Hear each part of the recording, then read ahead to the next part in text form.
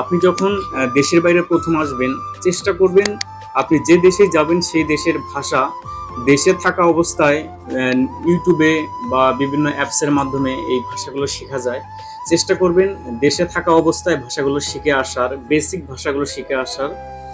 আর যখন আপনি যে কোনো দেশে যাবেন তখন প্রথম অবস্থায় না জানেন ভাষা, না বোঝেন কাজ, দুটানায় একটা মানসিক চাপের মধ্যে পড়ে যান।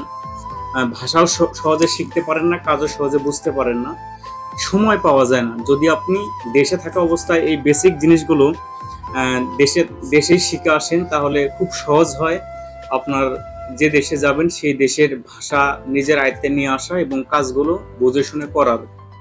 এই জন্য ভাষা অনেক গুরুত্বপূর্ণ। তো আপনারা চেষ্টা করবেন কাজের ফাঁকে ফাঁকে আপনি যেখানেই কাজ করেন না কেন সেখানে কিন্তু অবশ্যই বাঙালি থাকে, কম বেশি দুই একটা হলেও বাঙালি থাকবে। তো আপনারা চেষ্টা করবেন তাদের সাথে